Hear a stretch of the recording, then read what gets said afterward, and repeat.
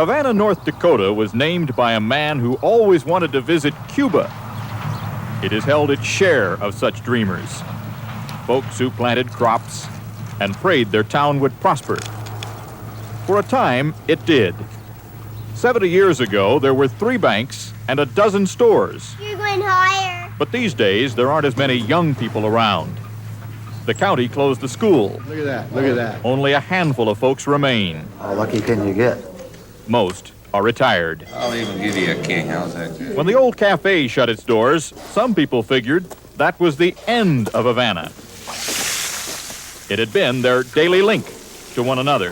Now, here's that breakfast sandwich.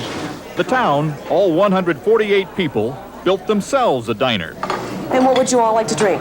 Each person volunteers to serve his neighbors a couple of days a month. We have offered a free babysitting service if they will work. Competition between cooks is keen. What do you want? That's a sausage, not a hamburger. You want two? There's a new recipe every day. Pancakes as big as long play records sell for 40 cents. Do I have any orders? The noon meal, $3 and a dime. Inga! Naturally, word got around. The first day's receipts totaled just $34. Last year, the cafe took in $51,000. Doris, have a dinner? Still, the Farmer's Inn is informally run. One dinner. Delivery men write out their own payments. Who's the boss around here? The health inspector wants Merdine Golsvig to wear a hairnet.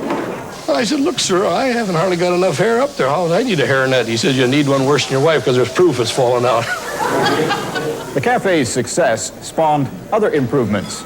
Sidewalk, civic center, post office, all on donated time.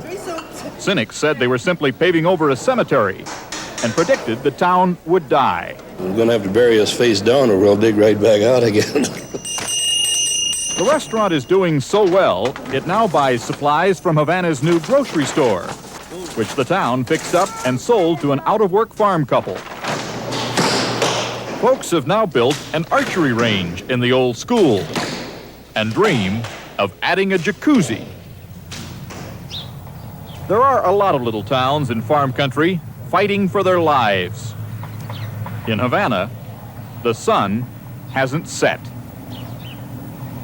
Bob Dotson, NBC News, Havana, North Dakota.